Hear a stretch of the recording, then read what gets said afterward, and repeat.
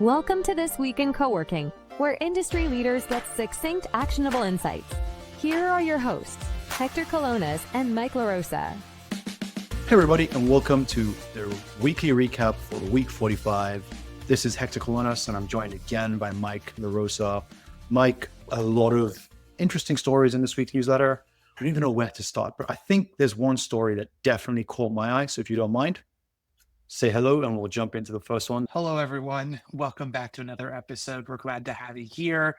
Looking forward to geeking out on all things co-working and flex. So without further ado, Hector, the floor is yours. I've wheeled out the soapbox. We've polished it up for you, non-slip. So come on, get up on that and I'll let you take it away. Absolutely. So the first story I definitely want to talk about this week is something coming out of the UK. It's actually a story that's coming out of around 10 different brands, but where I saw it first was from Elliot Gold over at WorkLife. And it's about this new network or new program called the Workspace Intelligence Network. And what this is essentially 10 multi-location brands have realized that there's immense value in benchmarking and sharing data anonymously between them if you take out the ludicrously expensive and often inefficient middlemen that are traditionally trying to offer benchmarking services in Flex. Now, there's a lot I want to say here, but a lot of this has been part of discussions that we've had with operators in pretty much every continent at my day job at CBRE, where we're like, it's your data, it's your competitors, it's your colleagues, it's your frenemies. How can you leverage that data in an efficient way so that everybody can share securely? And I think this is a really good step coming out of the UK. Just to give you more information about it, we're seeing the founding members at WorkLife, Office Space in Town, TechSpace, Boutique Workspace Company, Canvas, Ariga, Runway East, Space Made, Uncommon, X and Y, the Arterial Group, and WorkPaired Group. So that's 10 multi-location operators who've all agreed to share data anonymously between themselves to allow for better decision-making. I have caveats around that where I see they're going to trip up, but first up, Mike, what are your thoughts around this whole concept of operators sharing anonymous data with each other?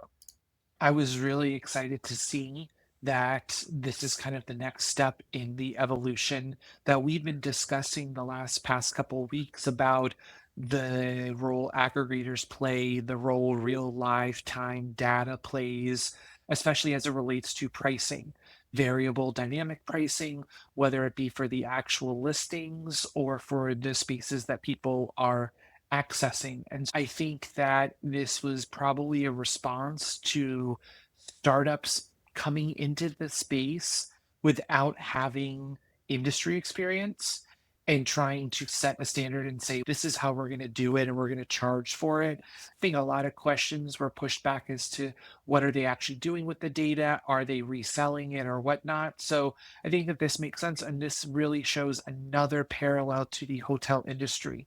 There are publicly run databases where hotels can compare their competitive sets within each market on a weekly basis. And so I don't know how much longer it will take to get to that point, but I believe that this is like the planting of the flag and the first step in that direction. I completely agree. And I think you do draw a really good parallel. This is essentially where the hotels were decades ago. But the caveat to all of that is we are in 2024 going into 2025, not 20 years ago. The teams that all these spaces are hiring are used to technology that exists today. So when I have seen initiatives like this kind of form, whether it's in co-working alliances or some other kind of informal groups, where it always breaks down is the inefficiency of collecting, anonymizing, sharing, and then processing that data. Now, if anyone from any of those 10 brands are listening and they do want someone to help out with this, we represent operators. It's your data. We're more than happy to have that conversation. But foreshadowing a future episode of the This Week in Co-working podcast, we're going to have some of the folks involved coming on and sharing about why it's important, what kind of data they're going to be sharing, and really digging into what it could all look like if something like this became worldwide? As news anchors always say, watch this space. The story is most definitely not done. It's just getting begun. Love that. On the topic of data, we do have two new data sets out of the UK to share and just dissect and discuss this week. First one coming out of Coworking Cafe, they put out their annual or their quarterly market reports. This one coming out of the UK this week. Last quarter, we surpassed 3,000 locations in both the UK and Ireland.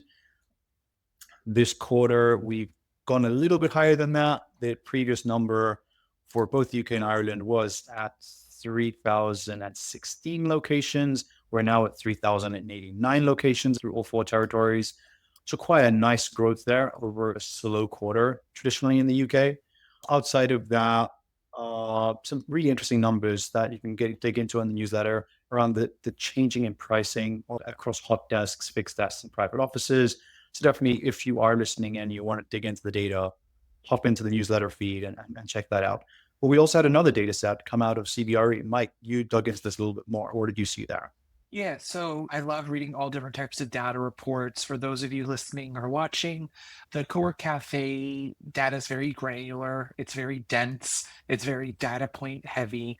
The CBRE report that caught my eye was a little bit more trend focused, not so much like hard numbers, but there were a couple of things that flagged like, oh, these are some interesting trends.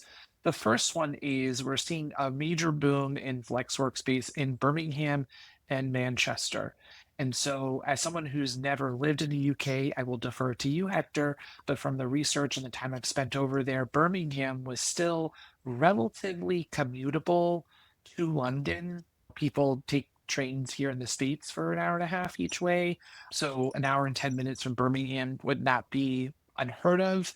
What we're hearing is that round trip now on those trains are 30 or 40 pounds a day.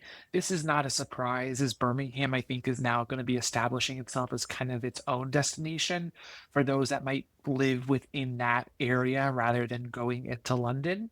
But I think Manchester is now kind of becoming its own kind of competitor to London when it comes to destination for flex offerings or options. And it's interesting to see specific industries pick and choose different cities that they are then relocating or opening flex facilities in.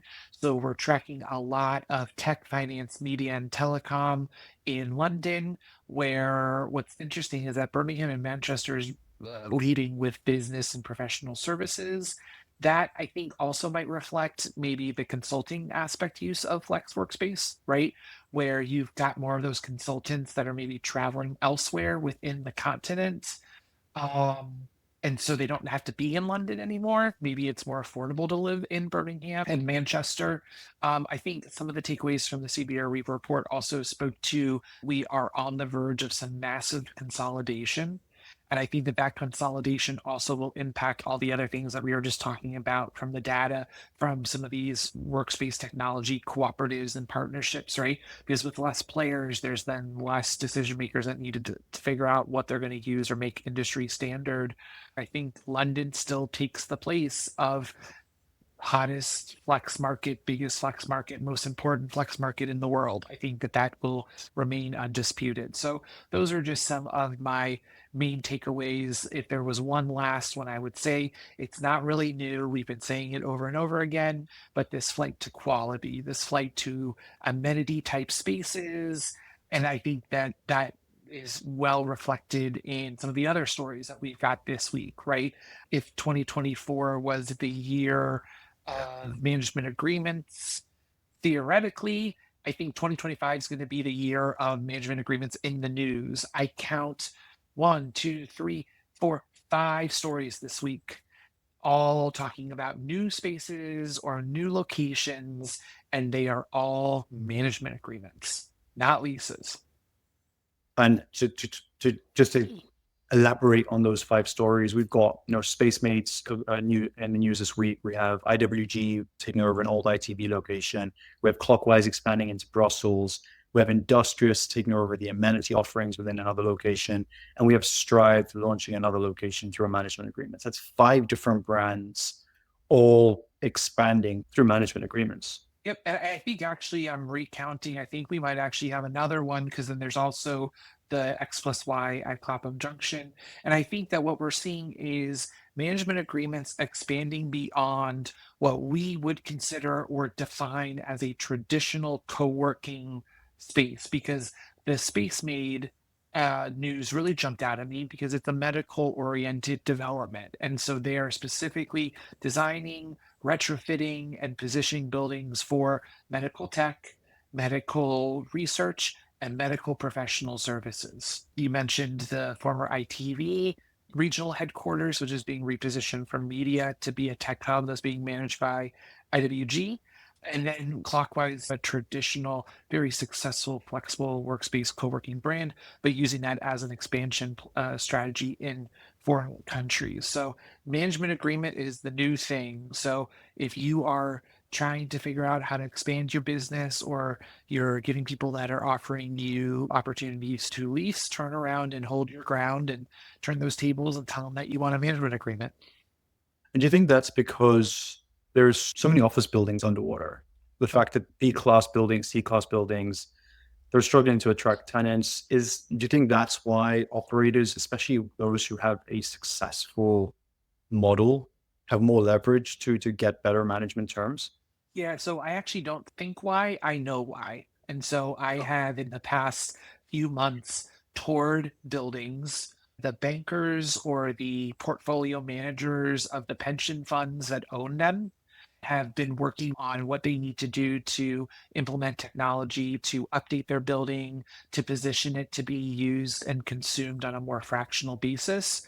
Another management agreement that news that we didn't talk about was Industrious signed a deal with BXP, which is formerly Boston Properties, for the Embarcadero Tower in San Francisco, where they're managing Mosaic, which is an amenity concept.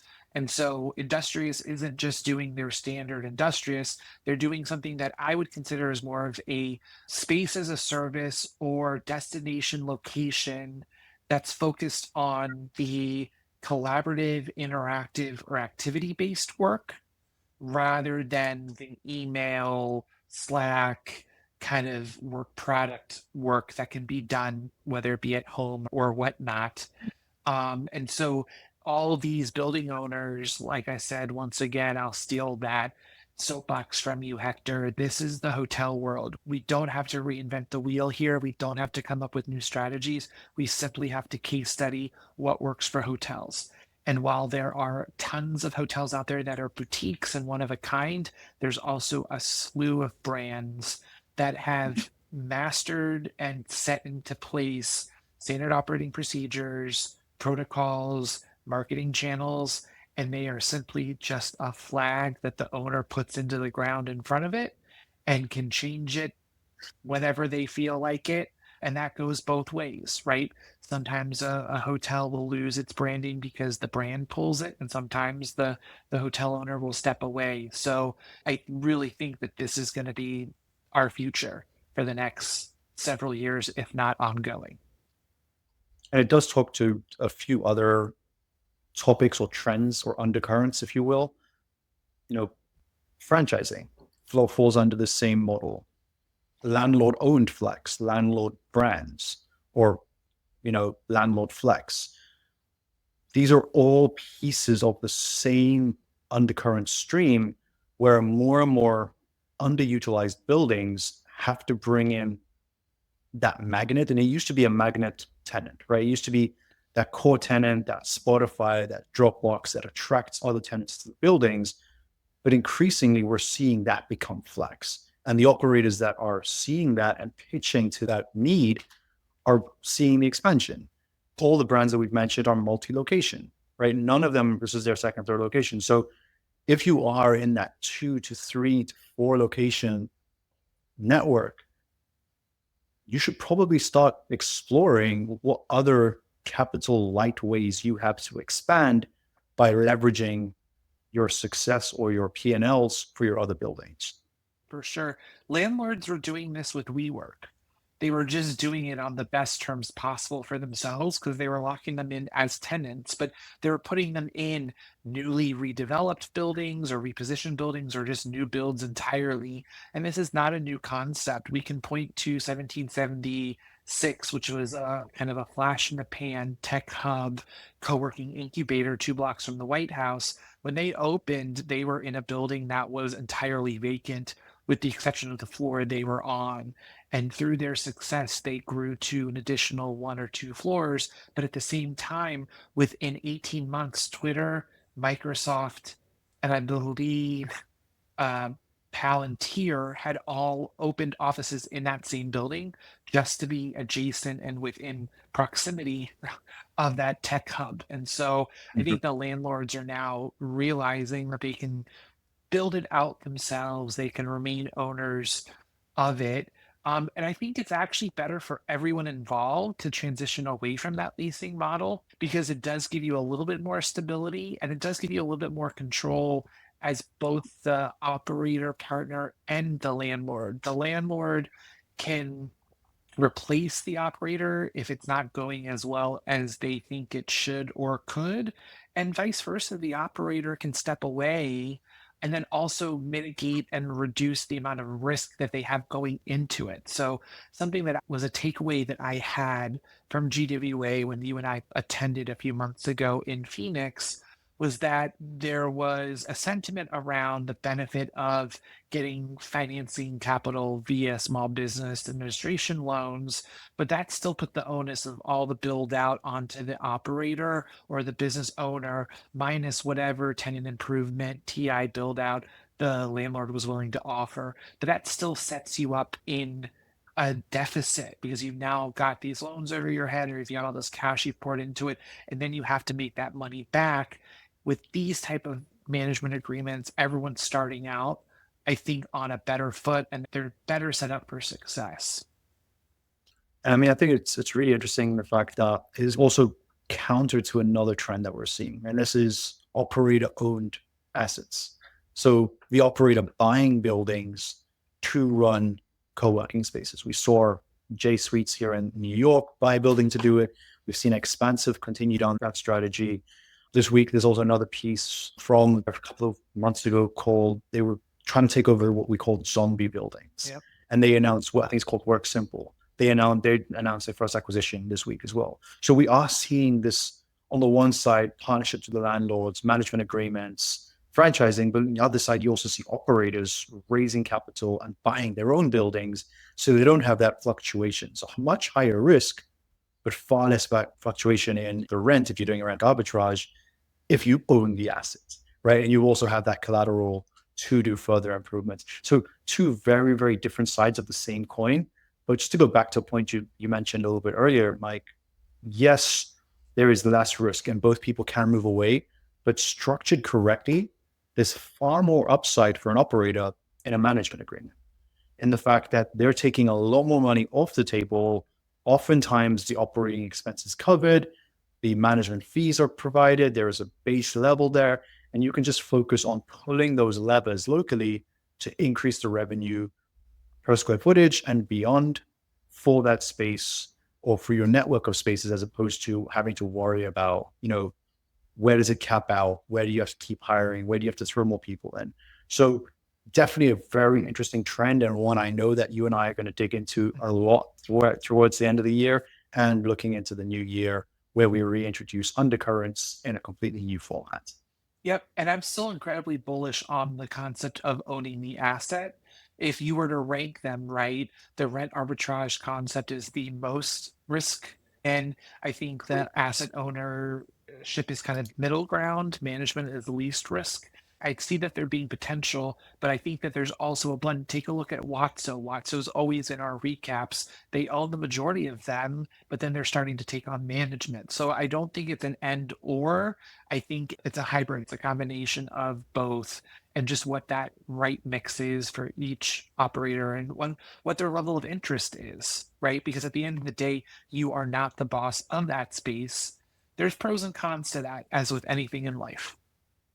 Yeah, I remember seeing a piece a couple of months ago where people started turning away from management agreements. And that was because they had a network of 30 locations, and each location had a management agreement, which means each location had a different boss, as you said, right? Yeah.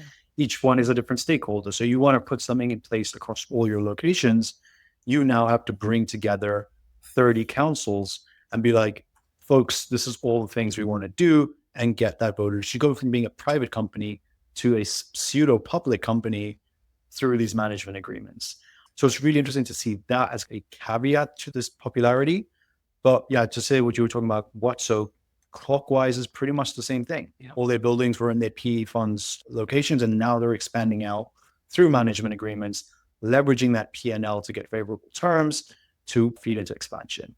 So really interesting. I think we're going to see a lot more models like that as the kind of PropCo/OpCo discussion becomes more part of the industry lexicon in the next year, because we are seeing that split. There are the companies that own the buildings or manage the buildings, and there's the companies that operate the spaces, and they're becoming closer and closer together. So as part of that M&A that you were saying across the UK, we'll probably see more of these PropCo/OpCo foundations being formed as these kind of shifts in M&As start happening.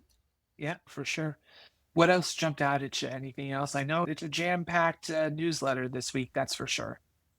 It really is, but I do love the fact that it kind of self-fitted into like these 4 main topics, which is just a really interesting one, because sometimes we have this news that spreads across and we're like, how do we touch on all of these things? I think those are the main ones. I mean, there was some interesting studies. There was a study around kind of, is there any benefits to a standing desk? Now, I'm standing at a standing desk right now, and it terrifies me to read the results of that. So I'm just going to pretend that I didn't read it. I'm not sure if you're at a standing desk right now, Mike. I am. You are as well. So we're just going to ignore that one, but definitely have a read. If you are thinking about putting standing desks in your space, there's benefits to it, but don't maybe tell too much about the health benefits of it until you've had a read of the study. That's the one that caught my eye. Anything else caught your eye, Mike? Something that did catch my eye was one of those management agreement news announcements that we discussed, was one in particular in Clapham Junction in the UK. Upon a little research, I found out that this is kind of the central train hub in all of England. And it was really interesting, the juxtaposition. A few weeks back, we shared that DB, the German state-run train company, was closing all of their co-working spaces, which is a major bummer. But I really do think that they are a victim of a pre-COVID design, where they were smaller satellite type work lounges in these small train stations. And it was kind of like, you need productivity on the go, but maybe people weren't willing to pay £50 or €50, excuse me, per use for that. This new one that's opening up in a historic retail location, which is yet another trend that we hear about all the time, right? Retail getting pivoted to flex workspace. This sounds to me more of that amenity space, more of that collaboration. There's a patio, there's food and beverage, there's some wellness. And so I couldn't help but draw some parallels to Seats to Meet in Netherlands, where their biggest location is in the train hub of the country. And so I think that you can never say, oh, just point to one story and go, well, that's gospel truth, or that's what's happening. I think that's, once again, what I love so much about what we do here is compile, and you can kind of see what trends are. And so I think if you are looking at an opportunity for a space in a transit hub, that's a no-brainer. People want to collect and gather and collaborate and celebrate things, or just have some socialness, rather than what we saw was a trend of those more autonomous, smaller, more utilitarian type Yeah. use cases. So it was just interesting to see, within a 3-week swing, a huge location opening up adjacent to a train station, while the German train entity is closing all theirs down. Yep. It does also draw 2 parallels to the podcast that we did with Sophia Stolberg and their whole venues concept and creating places for people to gather as opposed to people to put their headphones on. Yeah. That plus retail plus commuter hubs, there's something there, right? And then you've also got the conversation I had with Phil earlier this week that dropped on this week, that we really looked at this idea of hyper local business trips and what's an easy place for most people to get to, the commuter hubs, right? So as opposed to going out and meeting just outside or inside the center, is going to meet what you would normally get on the train to go meet someone. That makes a lot more sense. And we kind of joked, Phil and I, that we're both in Jersey, or we both can get to Jersey, but we both have to commute into New York to meet. Whereas couldn't we just meet in the middle without having to go to New York? So there's definitely opportunity, and definitely two other reasons to go listen to those two interviews on our podcast feed. I love this shift and where can Flex fit, and the fact that, as you said, just because one entity tried it and it didn't work, instead of seeing that as like, the gospel truth, seeing that as what can we learn from the way they tried it and adapt that to fit your neighborhood, your community, your model. I love that, Hector. Not one, but two very smooth, shameless plugs for our interviews that we've had. And I'll be honest, I really thoroughly enjoyed the conversation that you had this week with Phil. I think it was the most honest conversation from a future workspace thought leader. There's a lot of chatter online. There's a lot of talking heads on these panels, and they're not really talking about the elephant in the room. And so I really appreciated the conversation that you had, and appreciated that Phil was so honest. I've sat at some of those tables where he talks about these committees of different people, different stakeholders representing different interests, using different types of terms. And if you wonder why some of these companies 4 or 5 years on the road are still kicking the can around, that's why. But yeah, please do check out these interviews. The recaps are just as great, but you're not just coming here for those smooth plugs and transitions, even though that was very well put, Hector. I'm really impressed. We're really getting the hang of this. But that's all that I've got on my end. Do you have anything you want to wrap up and leave the listeners with? Well, I just want to leave this with a call for feedback, right? This has been, I think, the 4th recap we've done together, Mike. I would love to hear from listeners, folks who maybe, got given donkey music or whistling donkey music instead of our podcast. What do you think about this format? How can we make it better? Can we dig more into tech? Can we dig more into actual trends? What do you want to hear in these conversations? Who do you want to hear from? We know we put it out there, and we're definitely working on bringing in more kind of guest co-hosts over the next couple of months. What can we do to make these weekly recaps more impactful and useful to you? Let us know, podcast at thisweekincoworking.com. And if you do want to share the podcast with anyone who you love or is your frenemy in co-working, send them over the very cool short link that we have now, twic.co/listen. And that's going to take them straight to the page where they can get the podcast wherever they get podcasts from. That's right. How did I even forget about the donkeys? Shout out to Charlotte. Thanks so much for sharing that funny story. For those of you that aren't quite sure what we're talking about, go check out the post on LinkedIn. It's a funny combination of Siri misunderstanding as well as some very creative AI art. Like I said in my LinkedIn post, there's no, what, I'd rather be doing this than with you, Hector. So I can't believe I even forgot about that. Yeah, that was, but yeah, we want your feedback. Let us know, send us questions, give us some hot topics to talk about. We want to make this your show. Thank you. And we'll see you all next week. Mike, thanks again. Always a pleasure geeking out.